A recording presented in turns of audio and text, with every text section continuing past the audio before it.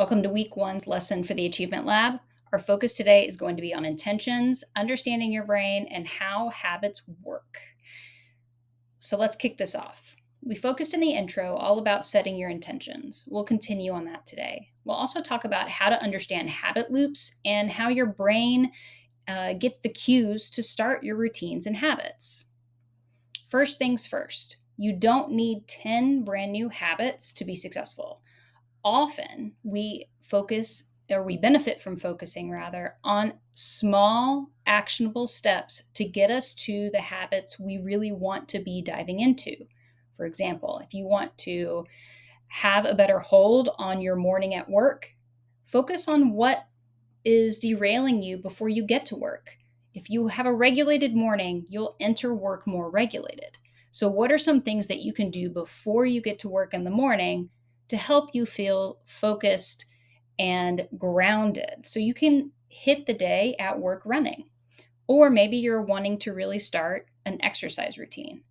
Let's think about the small habits that you'd benefit from, like maybe drinking more water and slowly waking up earlier and earlier to go to the gym in the morning, if that's what you would like to do. So instead of focusing on yanking off the Band-Aid and doing a brand new routine for 2 weeks straight and exhausting yourself, let's focus on the small incremental changes you can do. And so this is where one small shift matters. Brain science behind habits are very clear. There's 3 main areas: a cue, a routine, and the reward, for better or for worse for us as a whole. So the cue is what reminds you to take action. Routine is what is the actual action, or the reward, what feels good. A simple example is that a cue for a snack might be something on the counter. So maybe that's a bag of chips. So if you go in and eat some chips every afternoon and it's sitting there on the counter, that cue is there. So then you get into having chips as a routine, and the reward is that you enjoy eating those chips. If you're looking to change that behavior, you have to interrupt the cue, routine, and the reward process and know that it might be a little harder.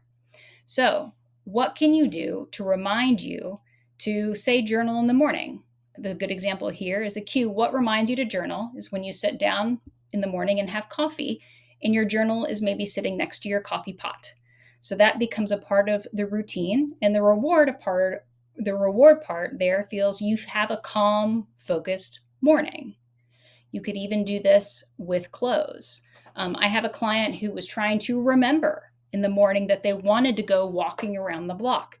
So instead of having all these reminders pop up on their phone because they don't want to be attached to their phone in the mornings, they put their shoes and their workout clothes in front of the doorway in the bathroom or on top of the toilet seat so that they have to see them, and it adds a little bit of friction. It adds that cue to routine and put on the clothes, and then they have the option, not the option, but they get into the reward of having getting into the exercise. And so they're able to feel good in the morning and feel like they're off to a great start. So moving through into the Achievement Lab this week, what I encourage you to do is, number one, on Monday, you're going to set your intention. You're going to set it hopefully the day before on Sunday. On Wednesday, we're going to dive deeper into science and tools and thinking about what you need to succeed with your upcoming habits or supporting your intention. And Friday, we're going to reflect what worked this week, what didn't, and how you can move some of the goals that you have forward. So this week is all about setting yourself up for success. And we focused on the first thing, which is the intention. So your homework for this week: set your intention, fill out the worksheet that has information about the intention. You should have received an email, or in the portal, you should have this right here with this video.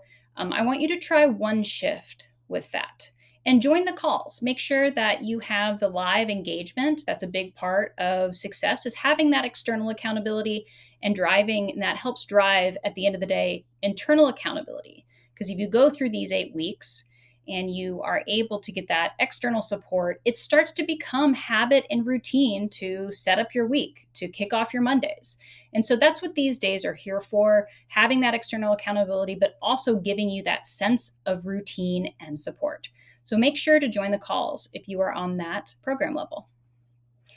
Finally, you're not alone. Research shows that you're 95% more likely to follow through when you have an accountability partner, and use the Achievement Lab as that partner.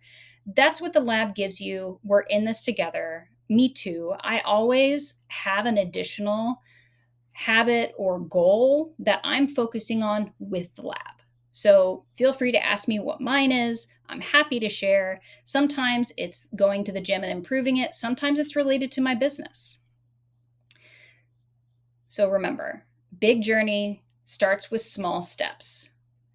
This habit science around anybody who is a high performer shows that they know where they want to go, they know the habits to implement to get there, and they focus on the small steps and details at a time, because those are what give them momentum to move forward. I'll see you in the lab.